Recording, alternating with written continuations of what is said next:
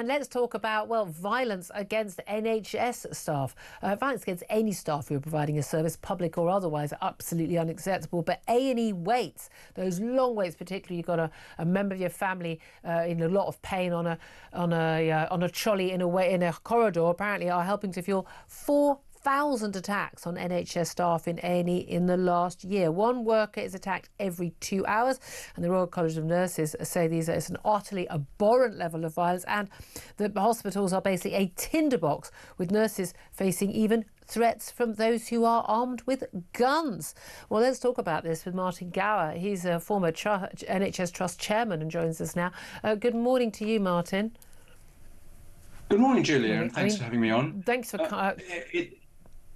It's not acceptable. Yeah. Everybody said all of that. This shouldn't happen. It's always happened to some degree. Yeah. Bear in mind the 4,000 figure doesn't include Wales, Scotland or Northern Ireland. This is just England. Purely for England. And I suspect the situation is probably just as bad there, and probably in some places even worse.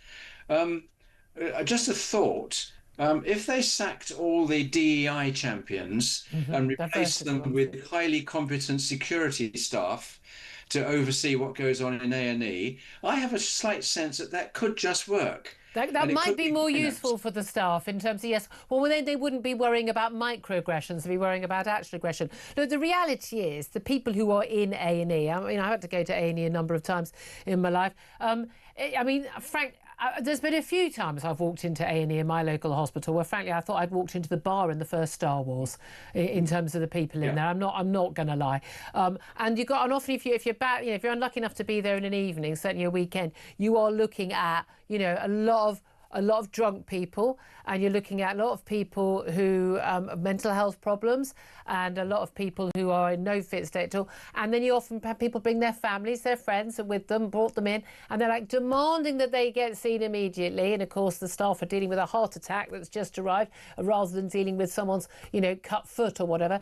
You can understand why it is a tinderbox, as the RCN says, in terms of why people are getting angry and why we end up with violence. But totally unacceptable. I mean, it is unacceptable that anyone in their workplace should be facing violence, particularly people who are trying to help people.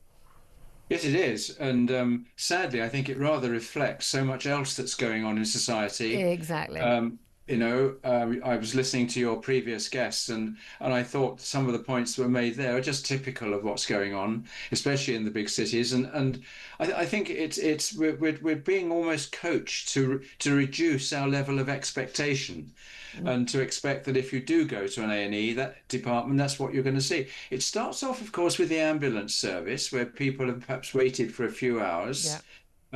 Before an ambulance comes. If you phone 999, you get a long sort of checklist of questions, one of which is this life-threatening? Well, I don't know whether the average person out there would know whether their loved one is threatened with life.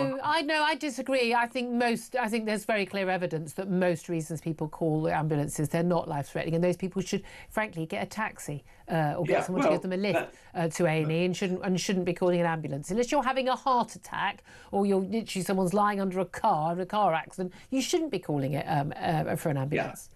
And if somebody's got severe pains in the chest and they're struggling to breathe, etc., of course.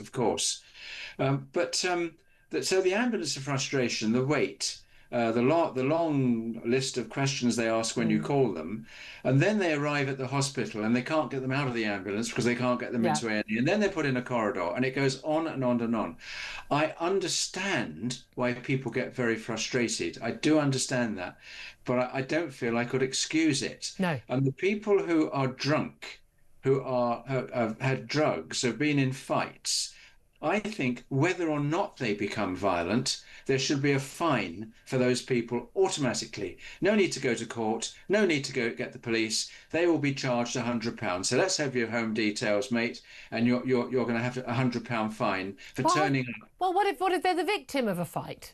They're more likely to be the victim if they're turning up at A&E than the perpetrator. Well, that's a possibility, and they can argue that, and that can be assessed. But I've always thought I mean, there was one city that I worked in for a while where the A&E had to set up a mobile A&E in one road in this city where all the clubs and Yeah, pubs were, because there in were so many order to people. deal with all the fights and people Come on, falling. which tell us which city was it? Come on. I'm not telling you at all. Rough region, rough region. It South, is. North, Midlands. Come on. You have, well, someone is. If I tell you what region, it's a bit of a giveaway to what city it is. But I was the managing director of a newspaper there, so Right, okay, someone quickly Google that, we'll put it together. No, but that's the thing, but that makes sense. Then keep those people out of the hospital where people who are really sick, who are having a heart attack, or that, who are needing to be treated. But the main problem here is that I do think we have an issue with people getting more and more violent and impatient, and people's behaviour generally is going downhill. But I do think, and also the drink and the drugs, but I do think also the waits, it's just intolerable. I mean, frankly, I'm thinking, and again, unless I was at death's door, I wouldn't go to A&E. Absolute waste of time. You're not going to get seen. You're probably better off waiting till Monday to see your GP and just refusing to take no for an answer for an appointment. So the waiting is part of the issue. And I can understand some people, again, it doesn't excuse any violence, being so desperate for their loved ones that they do become aggressive. They shouldn't, I get that, but they're being pushed into that. People who would otherwise be totally law-abiding. Yeah, I agree with that. But Julia, if you were a qualified nurse or doctor, would you want to go and work in A&E either? Oh, good God. I know they should not have to put up with it. Absolutely. Martin Gower, thank you for that. I appreciate that. Thomas, a very quick word from you. No, I think everyone agrees that kind of behaviour is totally unacceptable. But it is another reminder of just how much stress is being put on the system, how difficult it is to work in A&E increasingly. And also, to be perfectly frank, the more kind of fractious relations you're going to have between patients and staff when the whole system is such a mess. I've been sitting and waiting in A&E listening to everyone playing videos loudly on their phones. God. I've got to be honest with you, that's intolerable enough. I'd rather die at home in the peace and quiet, to be honest with you.